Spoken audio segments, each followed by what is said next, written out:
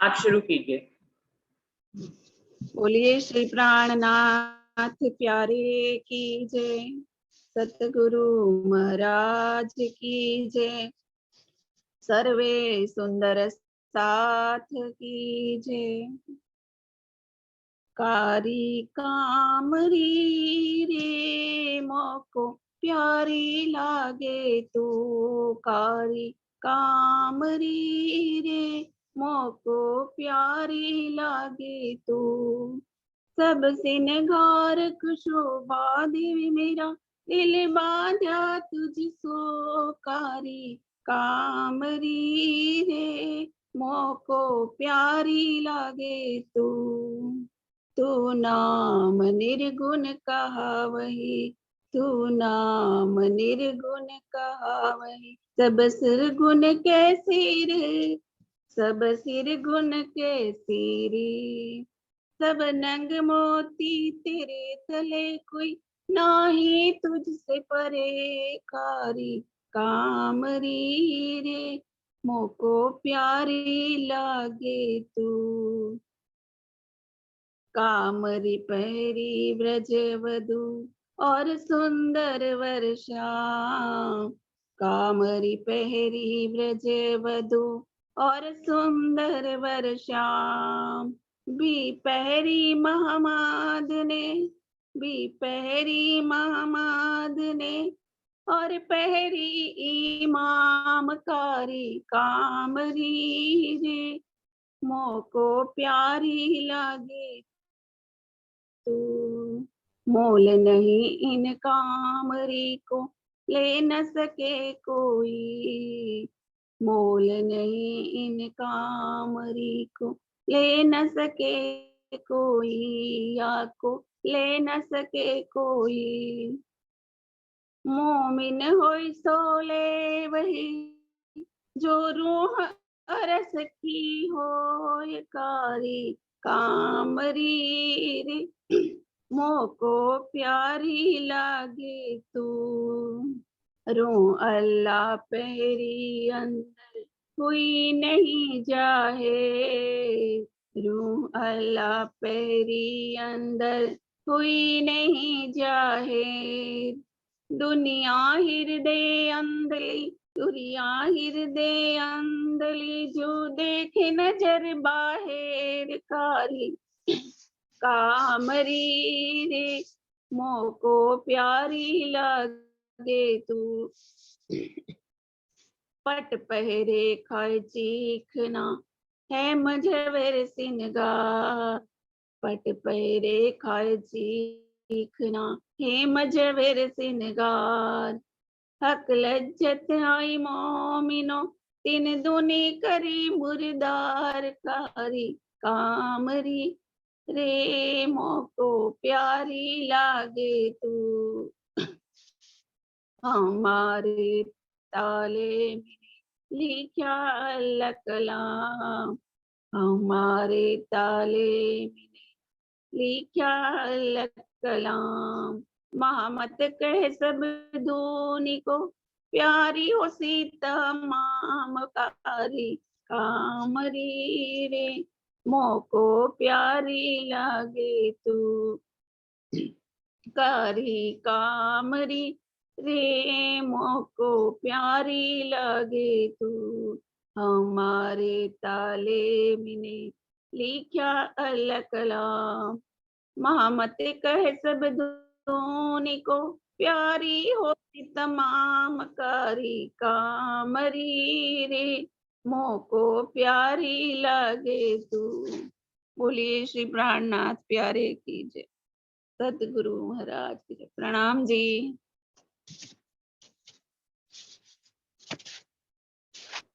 प्रणाम जी, धन्यवाद हंसाबेन।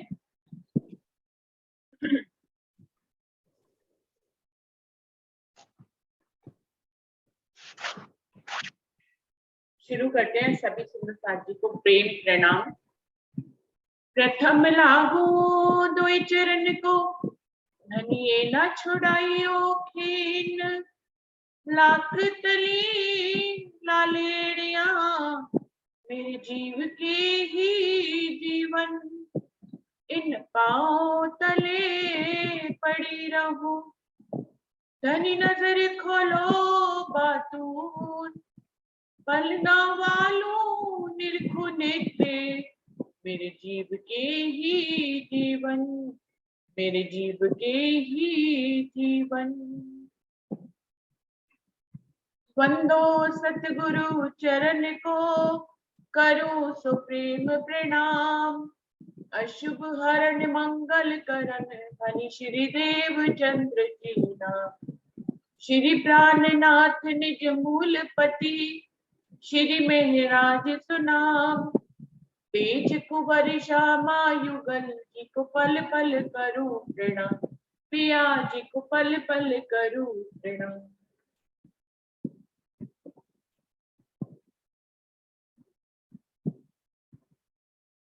सुंदर जी, रामरतन महाराज जी की बीतक का ये चौथी लहर चल रही है, जिसमें कल तक का प्रसंग तो यही था कि बुआ ने उनको बड़े प्रेम से पाला और फिर बुआ ने खोजबीन करी कि माता पिता कोई धन तो नहीं छोड़ गए हैं, तो इशारा देने पर जिस जगह माँ दिया जलाती थी उस जगह धन मिला।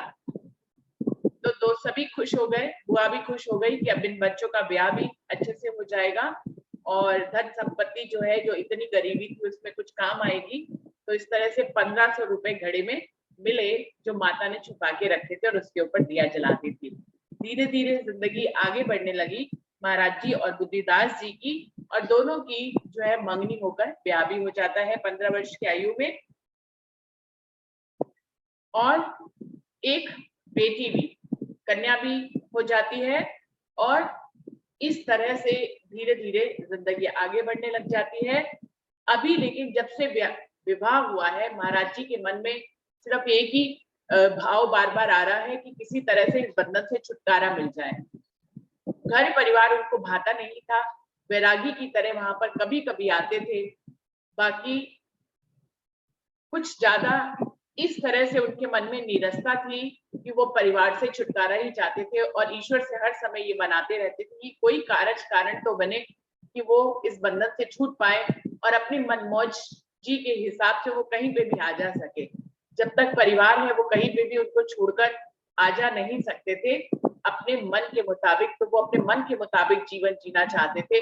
परमात्मा की तरफ उनकी लगन जो है बहुत बढ़ गई थी और वो उन्होंने रामायण को तो पूरा कंठस्थ ही कर लिया था। ऐसे में वैरागता उनके दिल में थी और वो हर पल हर घड़ी बंधन से छुटकारा पाना चाहते थे।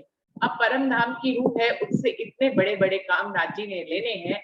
उनको इस दुनिया में भेजा ही सिर्फ इसलिए है कि उनसे इतने जागनी करवानी है, उनसे इतने काम लेने हैं जागनी के, तो रूह को कहीं ना कहीं अगर उसको कोई बंधन जो है बंधन जैसा लगता है कोई रिश्ता, तो धनी उससे कैसे कारज कारण बनाकर अपनी रूह को कैसे निकालेंगे, इसका प्रसंग आज चलते हैं।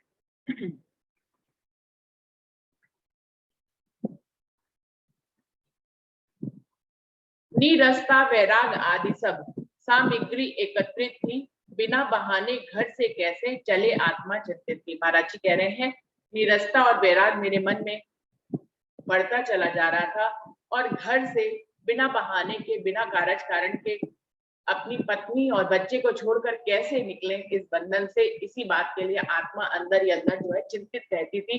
और उनके मन में यही बना रहता था कि जिम्मेदारी को छोड़े तो भी तकलीफ होती थी और जिम्मेदारी को ना छोड़े तो भी उनको पर्सनली दिल में तकलीफ होती थी।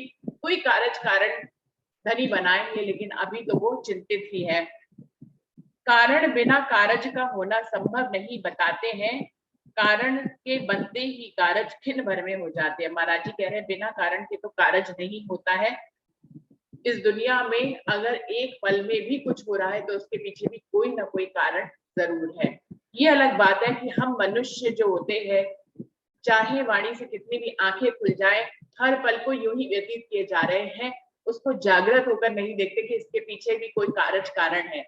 लेकिन धनी की वाणी पढ़ने पर, उसका मंथन करने पर यह ज्ञात होता है कि हर पल हर घटना जो हमारे या किसी के भी जीवन में घटित होती है उसके पीछे कोई ना कोई कारज कारण जरूर होता है। वक्त हमें बाद में समझाता है, उस पल हमें समझ आए या ना आए, लेकिन जिंदगी में हमें समझ आता है कारज कारण जरूर होता है। और कारण के बनते ही कारज क्षण भर में हो जाते हैं, महाराज जी कह रहे हैं। और यदि कारण बन जाए तो कार्य होने में एक पल की भी देरी नहीं होती है, पल भर में ही वो घटित हो जाता है।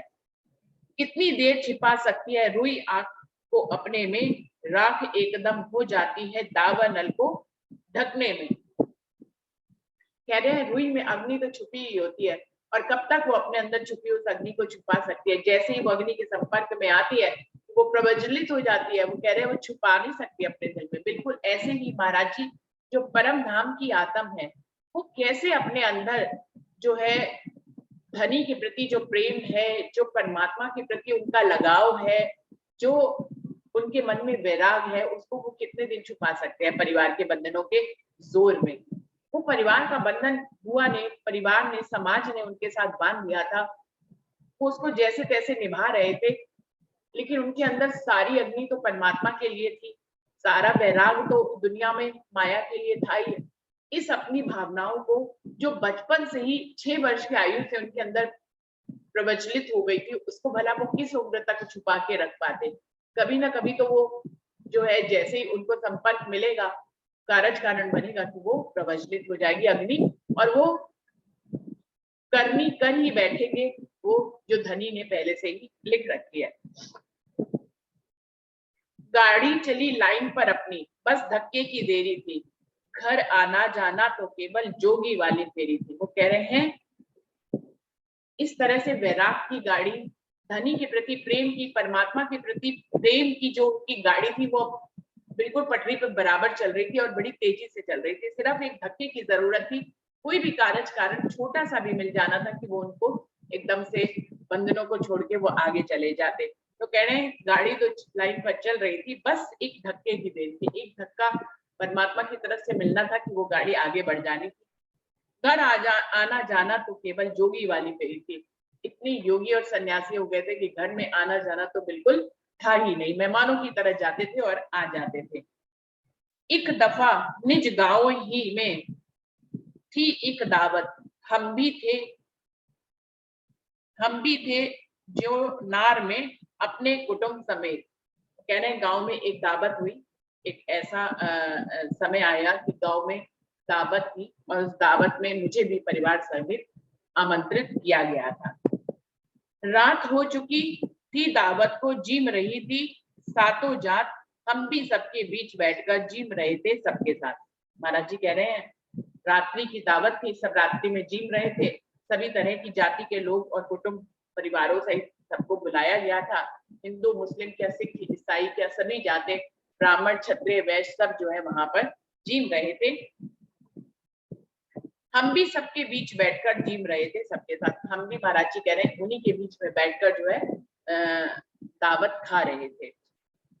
हुआ पेट में दर्द अचानक, उठना पड़ा हुए मजबूर, कोष्ठ शुद्धि के लिए चले पर निकल ना पाए ज्यादा दूर। महाराज जी कह रहे हैं एकदम से पता नहीं क्या हुआ कि मेरे पेट में दर्द हो गया उस दावत को खाते ही, और इतना ज्यादा पेट असहनीय हो गया, लगा कि जाना ही पड़ेगा शुद्धि के लिए, स्टमक क्लियरेंस के लिए जाना ही पड़ेगा। ऐसा महाराज जी के मन में जो है उमड़ घुमड़ होने लग गया, पेट में इतना तूफान मच गया कि उनको जो है पेट साफ के लिए, शुद्धि के लिए उनको जाना ही पड़ा।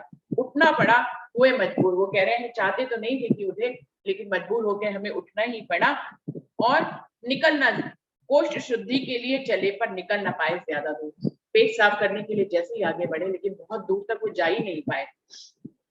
दरवाजा कुछ दूर नहीं था, जैसे ही बाहर आया हुई अशुद्धि कपड़ों में ही रोका किंतु ना रुक पाया। महाराज जी कह रहे जबकि दरवाजा बहुत दूर नहीं था, लेकिन पेट में कुछ ऐसा तूफान मच गया कि दरवाजे तक पहुंच ही नहीं पाए। उससे पहले ही उनके कपड़ों में ही उनकी अशुद्धि हो गई। वो किसी भी तरह से इसको रोक नहीं पाए, चाहकर भी वो रोक नहीं पाए। लेकिन अभी धनी ने क्या कारज कारण बनाना है, ये तो रहस्य हम सबको महाराज जी की बीतक पढ़ के समझ में आ ही रहा है। महाराज जी को भी उस समय समझ नहीं आया था, अब जब बीतक लिख रहे तो उनको समझ में आया कि कितना बड़ा कारज कारण ये था उस जगह अंधेरा थोड़ा, हुआ जहां हमसे ये काम, हमको देख ना पाया कोई, अंधकार दूजे सुनसान। महाराज जी कह रहे हैं हम दावत से तो थोड़ा आगे ही निकल आए थे, भले से दरवाजे से बाहर नहीं जा पाए थे, लेकिन उस जगह पे थोड़ा अंधकार ही था जहां महाराज जी से अशुद्धि हो गई। वो कह रहे हमको कोई देख नहीं पाया क्योंकि वहां पे अंधकार था और सुनसान था। दावत थोड़ी सी आगे चल रही थी, वो थोड़ा सा आगे निकल आए थे। जल्दी से निवृत्त होकर के चाहा कि हम हट जाएं, हाथ और कपड़े धोने थे, जल बिन कैसे धुल पाए। महाराज जी कह रहे हैं अब मन में एक ही गुमड़ गुमड़ हो गई, पेट तो थोड़ा सा शांत हो गया, लेकिन हम चाह रहे थे कि हम किसी की नजरों में ना आए। बहुत ही आत्मग्लानि सी पैदा हो रही थी कि हमसे कपड़ों में ही अशुद्धि हो गई। महाराज जी सोच रहे थे 15 से 16 वर्ष के थे, पिता भी बन चुके थे, तो समझदार हो चुके थे और जीविका भी चला रहे थे। ऐसे में समझदार में भी 17 से 18 साल के होंगे ज्यादा से ज्यादा। उनसे जब ये अशुद्धि होगी तो उनको आत्मग्लानि सी पैदा हुई। सोच रहे थे कि हम इस जगह से हट जाए, कोई हमें देख ना ले। हाथ और कपड़े धोने थे, लेकिन हटे कैसे? उनको तो अपने हाथ और कपड़े भी धोने थे, जलबिन कैसे धुल पाए? अब पानी की समस्या थी कि पानी कहीं मिले तब तो जो है, और खाली हाथ तो धोने नहीं थे, कपड़े भी धोने थे, काफी पानी की जरूरत थी, तो जल के बिना कैसे धुल पाए? महाराज जी को ये समस्या सता रही थी। वहीं एक कुआं सामने, एक गड्ढे में पानी दिखा, किंतु बहुत ही गंदा था वह, उस दम और न कुछ सूझा। महाराज जी कह रहे हैं सामने एक कुआं भी था, कुआं हमें दिख गया, उसके पास में ही एक गड्ढा था जिसमें पानी भी हमें दिख गया, लेकिन वो जमा हुआ पानी था, मतलब रुका हुआ पानी था, इसलिए शुद्ध नहीं था, काफी गंदा लग रहा था देखने से ही। लेकिन महाराज जी कह रहे हैं उस समय हमारे पास समस्या ऐसी थी कि हम उसके गंदे और अच्छे के बारे में सोच ही नहीं पाए। पहले तो हमें कपड़े और अपने हाथ साफ करने थे और जल तो चाहिए ही था, उसके बिना ये नहीं हो सकता था। उस दम और न कुछ सूझा। उस समय कह रहे महाराज जी हमें गंदे और अच्छे पानी का नहीं सूझा, हमें खाली पानी दिखा। जल्दी से मल त्याग त्यूग के हाथ उसी में साफ किए, अकस्मात गुजरा एक भाई ऐसा करते भाप लिए। महाराज जी कह रहे हैं मैंने जो कपड़ों में ही मेरे से अशुद्धि हो गई थी, मैंने फटाफट अपने जो है उन सबको धोया, अपने हाथ साफ किए, तभी अचानक से वहां से एक आदमी गुजर गया और महाराज जी को ऐसा लगा कि उसने हमें भाप लिया है, हमसे अशुद्धि हो गई है और हम उसकी सफाई कर रहे हैं। ऐसा महाराज जी के मन में ऐसा आभास हुआ। भले चाहे उन्होंने देखा हो या ना देखा हो, लेकिन महाराज जी को खुद ऐसा लगने लग गया कि उसने हमें देख लिया है। सर नीचा हो गया उसी दम, खुद ने खुद को धिक्कारा, ग्लानि आई अपने पर हमको, मन ने मन को फटकारा। जैसे ही उनको देखा कि महाराज जी कह रहे मेरा सर अपने आप ही नीचे हो गया, मुझे खुद से ही खुद को धिक्कार सा महसूस होने लगा, अपने पे आत्मग्लानि आई कि इतने बड़े होकर समझदार होकर हमसे ऐसे कैसे हो गया।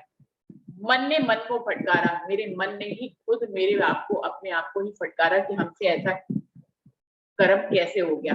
लेकिन ये भी एक कारज कारण की बात है सुंदर साथ जी, आज बड़ी बड़ी उम्र में भी ऐसा हो जाता है कि पेट अगर साथ न दे आपका ना, तो कहीं पे भी किसी से भी ये गलती हो सकती है। रोकना हमारी उसमें होता है कि हम अपनी गुण इंद्रियों से अपने उससे अपने आप को रोकें, लेकिन कभी कभी जो होता है ये बात आपे से बाहर हो जाती है। बचपन में तो हम सभी जानते हैं कि बच्चों के साथ ऐसा होता है, बुढ़ापे में भी अपने घर में हम लोगों ने बूढ़ों को देखा होगा, उनके साथ भी ऐसा हो जाता है। लेकिन महाराज जी को इसलिए आत्मग्लानि आई क्योंकि वो 16 से 17 वर्ष की उम्र के थे और उनको लगा कि वो ना तो बच्चे हैं ना बूढ़े हैं, और उनसे ये कर्म हो गया, अपने आप ही अपने आप को धिक्कारने लग गए।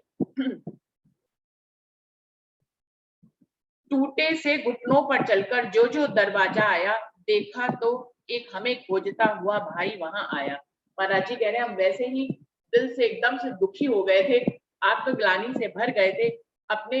ऐसे लग रहा था एक एक कदम जो है वो बहुत बहुत भारी हमें लग रहा था। हम अपने टूटे हुए घुटनों से दरवाजे की तरफ बढ़े कि हम अपने घर वापस चले जाते हैं। जो जो दरवाजा आया, देखा तो एक हमें खोजता हुआ भाई वहीं आया। देखा तो दावत का एक व्यक्ति हमें खोजता हुआ वहीं पर ही आ गया। लिए हुए था हाथ परोसा, अपने को पकड़ाने को, मेरे ऊपर डाल डूल के अंदर गया जमाने को। वो दावत का ही एक सदस्य था, उसने मुझे जाते हुए देख लिया था, उसको पता था कि मैं भोजन पूरा नहीं कर पाया हूँ, इसलिए वो भोजन को हमारे पास लेकर, बचे हुए भोजन को हमें पकड़ाने के लिए आ गया और हमारे हाथ में थमा कर वो वापस अंदर चला गया, क्योंकि उसको और बहुत सारे काम थे। क्या बतलाए उस दिन हम पे, जाने कैसे खाक पड़ी, हो मले छिपूरे हम जैसे, ऐसी हमको जांच पड़ी। महाराज जी कह रहे हैं हम अपनी भावनाओं को आपको कैसे व्यक्त करके बताएं अपने शब्दों में, कि उस दिन हमें कितनी आत्मग्लानि हो रही थी कि हमें लग रहा था जैसे पूरी दुनिया की मिट्टी हमारे ऊपर ही आ गई और हम गंदे हो गए हैं। ऐसे लग रहा था जैसे हम मलेच्छ हों, हम एक जो है गंदगी के भरे हुए जानवर हों। ऐसे हमको अपने अंदर फीलिंग आ रही थी कि हम दुनिया में सबसे गंदे इंसान हैं, जो हमसे ऐसा कुकर्म हो गया। सुंदर साथ जी, ऐसा महाराज जी का कारज कारण बनना था, इसलिए उनके मन में ऐसी फीलिंग आई, वरना ये एक नेचुरल क्रिया है, इसमें किसी का कभी कोई दोष ही नहीं होता। कोई भी नहीं चाहता कि वो इस तरह से अशुद्धि करे, लेकिन अगर हो जाती है तो इसको प्रकृति की ही कॉल कह सकते हैं। इट्स नेचुरल कॉल, इसमें किसी भी प्रकार का किसी का भी कोई दोष नहीं होता है। लेकिन महाराज जी का कारज कारण बनना था, उनके अंदर ऐसे भाव राज जी ने उत्पन्न कराने थे, तभी वो सारे बंधनों को छोड़कर चले जाएंगे। है मलिन हाथों पर भोजन, कितना है अक्षम्य अपराध, तुझे देखकर क्या कहता होगा यह जितना यहाँ समाज। अब वो उन्होंने बहुत अच्छे से गंदे पानी से धो भी नहीं पाए थे, उन्हीं हाथों पे उनके भोजन था, तो उनको लग रहा था कि मेरे मलिन हाथों पर ये भोजन है, ये कितना बड़ा अपराध है जो मेरे मेरे से हो गया है। और वो मन में एक बात बैठ गई कि अगर ये जाकर सबको बताएगा या इसने देख लिया होगा, मेरी भावनाओं को भाप लिया होगा, तो ये जो समाज यहाँ पर सातों जाति का इकट्ठा हुआ है, कि मेरे बारे में क्या सोचेगा, कि मैं कैसा हूँ, कितना मलेच्छ हूँ, कितना खराब इंसान हूँ। घूर घूर कर देख रहे हो, लगते हो दावत वाले, भाग पड़ा घर ले यह वह यह पत्तल, आकर कुत्तों को डाले। महाराज जी को कोई भी नहीं देख रहा था, लेकिन महाराज जी के मन में ऐसी भावनाएं आ रही थी कि सब लोग उन्हीं को घूर घूर कर देख रहे हैं। लगता था पूरी दावत के लोग ही दावत छोड़कर उनको देख रहे हैं। ऐसे उनके मन में भवंडर उठ गया ग्लानि का, कि वो सीमा ही पार कर गया। उनको लगा कि अब कोई भी, सब लोग उन्हीं की तरफ देख रहे हैं, और वो पत्तल लेकर घर की तरफ भागे और आकर उन्होंने कुत्तों को वो सारा भोजन खिला दिया। हाथ धोए, मांजे और नहाया, पर वह बूंद गई पाताल, भांडा फूट गया पंचों में, सब जान गए मेरा हाल। घर आकर उन्होंने हाथ धोए, मांजे, नहाया, शुद्धि करी अपनी पूरी, और अपने मन के विचारों से भी अपने आप को शुद्ध करने लगे। पर वह बूंद गई पाताल, भांडा फूट गया पंचों में, सब जान गए मेरा हाल। लेकिन ये जो मुझे डर सता रहा था कि सबको पता लग गया है, तो वो बात वास्तव में पता लग गई। वो बात कह रहे हैं कि मेरा तो भांडा जो मैं छुपा रहा था वो फूट ही गया, और सब जान गए मेरा हाल। मेरा हाल जो है, मुझे लगा कि पूरी दुनिया ही जान गई है। अब सुंदर साथ जी,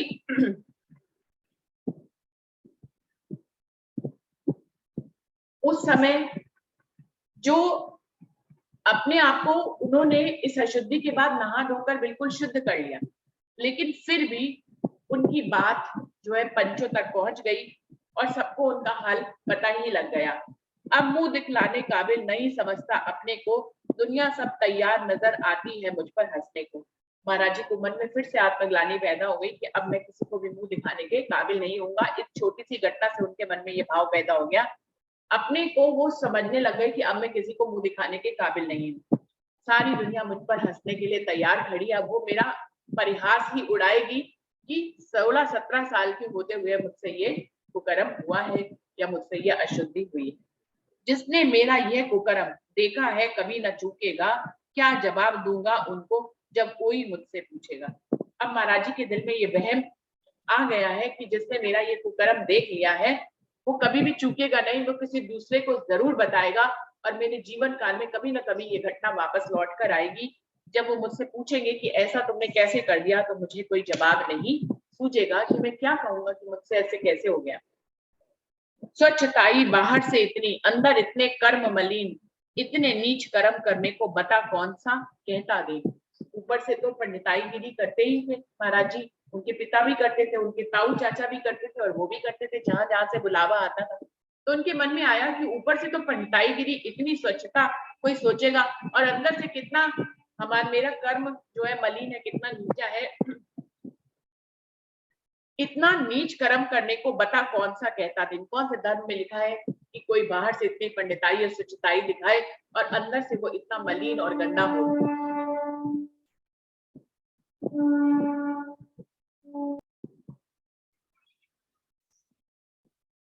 हमें रात भर नींद ना आई, प्रश्नोत्तर करते बीती, हार गया मैं खुद अपने से, मन की भावनाएं जीती। महाराज जी कह रहे हैं मैं नहा धोकर स्वच्छ तो हो गया और इसी तरह की बातें मेरा मन सोचता ही जा रहा था। रात भर मुझे कह रहे हैं कि मुझे नींद ही नहीं आई, मेरा मन स्वयं से ही प्रश्नोत्तर करता रहा, उसके हम जवाब देते रहे, हार गया मैं खुद अपने से। और अंत में महाराज जी कह रहे हैं मुझे हारना पड़ा और मन की भावनाएं जीती, मन की भावनाएं जीत गई, जो बार बार मेरे अंदर ये आ रही थी कि मुझसे ऐसी अशुद्धि कैसे हो गई और अब मैं मुंह दिखाने के काबिल नहीं रहा, पूरे समाज में पंचों में मेरी बात फैल जाएगी, कोई भी जीवन में मुझसे पूछेगा कि बाहर से तो इतनी पंडिताई और अंदर से इतनी गंदगी, तो मैं इसका क्या जवाब दूंगा। सभी मुझ पर हंसेंगे और कहेंगे कि मेरे तो दो मुख हो गए। इस तरह से महाराज जी अपने अंदर ही प्रश्नोत्तर करते रहे और अंत में अपनी भावनाएं, मन की भावनाएं जीत गई और महाराज जी कह रहे मैं हार गया और मैं कोई जवाब ना दे पाया। मन बोला चल निकल यहाँ से, इज्जत अब काफूर हुई, अपनी बात बनी जो अब तक 1 मिनट में काफूर हुई। महाराज जी कह रहे मेरे मन ने मेरे अंदर उपजा दिया कि अब यहाँ से तो निकल पड़, तेरी तो इज्जत जो है पूरी खत्म हो चुकी है, जो इतने दिन में तूने बनाई थी अपनी इज्जत वो 1 मिनट में इस कुकर्म से वो है खत्म हो गई है। मेरे मन ने मुझे बार बार यही समझा दिया कि अब तू निकल यहाँ से, तू मुंह दिखाने के काबिल नहीं रहा। देख न दिखला अब मुंह अपना, चल दे अब घर से तत्काल, छोड़ यहाँ अब क्या रखा है, इस घर को चूल्हे में डाल। बस मन ने समझा दिया महाराज जी के कि अब तो मुंह दिखलाने के काबिल नहीं रहा है और यहाँ से तुरंत के तुरंत निकल, छोड़ यहाँ अब क्या रखा है। वैसे भी तो इस बंधन में कौन सा फंसना ही चाहता था और इस बंधन में अब रखा ही क्या है, इस घर को चूल्हे में डाल। अब इस घर का जो भी हो, इस बात की फिक्र किए बिना तो मुंह दिखाने के काबिल नहीं है, तेरा तो उपहास बनेगा, तेरे पे तो सब हंसेंगे ही हंसेंगे, तेरे परिवार की भी बेइज्जती होगी। अब तो यहाँ से निकल, मत फिक्र कर कि ये परिवार का तेरे क्या होगा, तेरी पत्नी, तेरे भाई, तेरी बेटी का क्या होगा। मेरा मन मुझे बार बार ये समझाता रहा तू यहाँ से निकल, मत सोच कि इस परिवार का क्या होगा, अपने आप ही इसका करता रहता, इसका खुद ही पालन पोषण कर लेगा। जो सोना कानों को छेदे, लानत है उस सोने पर, होकर पैदा हो न ज्ञान उदय, तू ऐसे पैदा होने पर। वो कह रहे हैं श्रृंगार करना जरूर चाहिए, गहनों को भी पहनना चाहिए, लेकिन जो सोना ही तुम्हारे कान को छेद दे, फाड़ दे, तकलीफ दे, तुम्हें हर पल चुभता रहे, ऐसे सोने के गहने को पहन के करने भी क्या है। तो महाराज जी कह रहे हैं ये उन्होंने क्या उदाहरण दिया है कि जो सोना कानों को छेदे, उस सोने के गहने को पहनने का फायदा ही क्या है। होकर पैदा हो ना ज्ञान उदय, उस मनुष्य का जीवन व्यर्थ है जो पैदा तो हो जाए लेकिन उसके हृदय में कोई ज्ञान की लहर ना उठे, वो ज्ञान को उपलब्ध ना हो, तो तू है ऐसा पैदा होने पर। उस मनुष्य का पैदा होना ही व्यर्थ, एक बेकार है, वो एक जानवर जैसा है। मनुष्य योनि मिलने के बाद भी, वाणी मिलने के बाद भी किसी के दिल में यदि ज्ञान उदय नहीं होता है तो उसका पैदा होना बेकार है। किसी भी मनुष्य को पैदा होने पर बुद्धि मिलती है, सोचने समझने की शक्ति मिलती है, ये मनुष्य जानवरों को नहीं मिलती है। सोचने समझने की शक्ति से ही वो परमात्मा को उपलब्ध हो सकता है, शांति को प्राप्त कर सकता है। ये सारे गुण मनुष्य योनि में मिलते हैं और ऐसा करने पे भी, मनुष्य योनि मिलने पे भी कोई ज्ञान को उपलब्ध अगर नहीं होता है तो उसके पैदा होना ही व्यर्थ हो जाता है। रुके नहीं पल भर शैया पर, दबे पैर पहुंचे घर में, गौने का जोड़ा रखा था पहन लिया लेकर घर में। दबे पैर घर में घुसे, नहाए धोए, खुद को शुद्ध किया और अपना जो गौने का जोड़ा था उनका सबसे अच्छा वाला वो पहन लिया और घर से बाहर निकल पड़े। पैसा घर में एक नहीं था, खाली हाथ चले एकदम, फकत एक जोड़ा था तन पे या उसके अंदर थे। महाराज जी कह रहे घर में तो पैसा वैसे ही नहीं था और उस समय कोई नहीं था, तो खाली हाथ ही चले निकल पड़े। एक जोड़ा तन पर था, उनके ऊपर जोड़ा था या वो जोड़े के अंदर थे, उस कपड़े के वस्त्र के अंदर थे, कुछ भी कह ले। महाराज जी कह रहे हैं हम बस मेरा वस्त्र और मैं, हम दोनों जो है जोड़ी मिलाकर चल दिए और एक भी पैसा हमारे पास नहीं था। निकल पड़े स्थापित करने अमर शांति अंतर तल में, निज घर में जन्मे और पनपे छोड़ भगे उसको बल में। वो कह रहे हैं निकल पड़े स्थापित करने, हमारी जो लगन थी परमात्मा को जानने की, पहचानने की, और शांति जो हमारे अंतर स्थल में भूकंप सा मचा हुआ था, वहां पर शांति स्थापित करने के लिए हम घर से निकल पड़े। जिस घर में जन्मे और पनपे, ये घर जो बचपन में यही पैदा हुए, यही बड़े हो गए, इतने बड़े हो गए, छोड़ गए उसको पल में, एक पल भी नहीं लगा और हमने उसको पल भर में ही छोड़ दिया। जिसको हमारे, जहाँ हमारे पिता माता पिता ने हमारा लालन पालन किया, जहाँ हमारा विवाह हुआ, हम बड़े हुए, हमने इतने सुख और दुख देखे और अपना बचपन बिताया और फिर जवानी बिताई, उस पल से, उस घर से भी हमारा संबंध था और उस संबंध को भी हम पल भर में ही तोड़कर चले गए। मन में वैराग आ गई तो पत्नी क्या, बच्चा क्या और घर क्या, सबको पल भर में ही वैराग में उन्होंने छोड़ दिया। जिससे बंधे फिरते थे कि यही हमारा घर है, यही हमारी पत्नी है, यही हमारा बच्चा है, जिन बंधनों में बंधे हुए थे, उन बंधनों को, पैदा होने से जिस घर से बंधे हुए थे, उस घर को भी पल भर में उन्होंने अपनी वैराग भावना के आगे छोड़ दिया। जिस घर में जन्मे और पनपे छोड़ भगे उसको पल में, अंतर से अंतर्यामी का ध्रुव संबंध मिलाने को। किसलिए छोड़ दिए? हम अपने अंतर का, उस अंतर्यामी जो हमारे हृदय में विराजमान होता है, उससे अपना संबंध, रिश्ता जोड़ने के लिए, परमात्मा से अपने हृदय का रिश्ता जोड़ने के लिए हम पल भर में ही वैराग भावना के अंदर घर को छोड़कर चल दिए।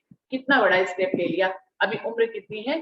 16 से 17 वर्ष की, और महाराज जी के दिल में ऐसा वैराग उत्पन्न हुआ कि वो अपनी अंतस की लौ को परमात्मा की लौ से मिलाने के लिए उन्होंने पल भर में ही अपने सारे बंधनों को छोड़ दिया।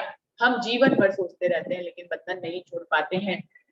कारज कारण धनी के जीवन में, महाराज जी के जीवन में धनी ने ऐसा उत्पन्न कराया कि एक पल की भी देरी नहीं लगी, उन्होंने उस बंधन को छोड़ ही दिया।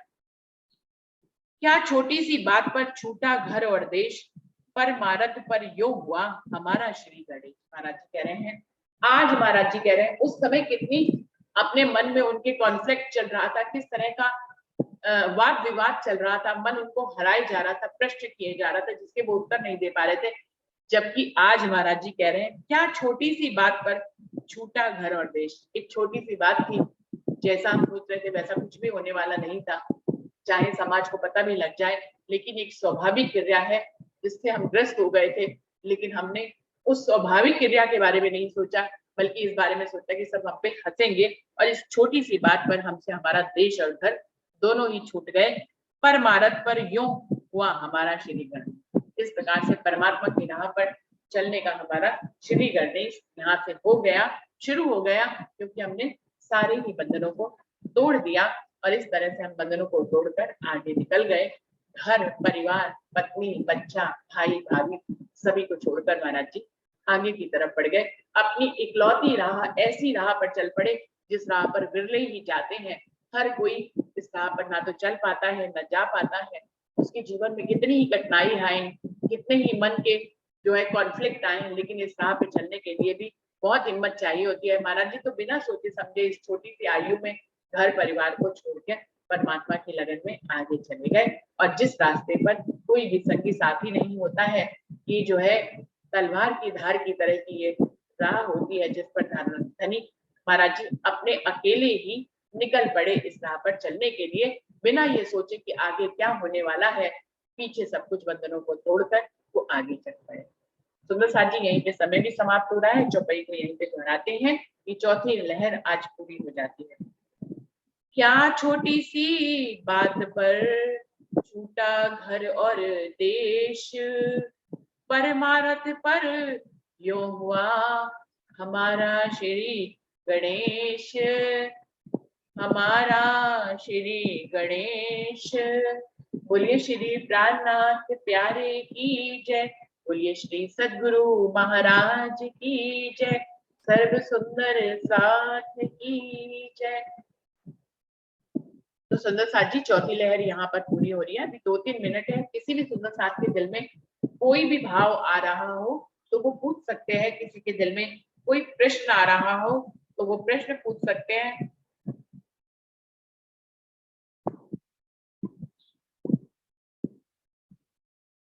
कोई सुंदर साथ को कुछ पूछना है यहाँ पर, कोई प्रश्न, कोई अपने दिल में भाव ऐसा जो वो हमें बताना चाहते हो या किसी से पूछना चाहते हो तो जरूर से पूछ सकते हैं। सिर्फ दो ही 3 मिनट रह गए हैं सुंदर साथ जी।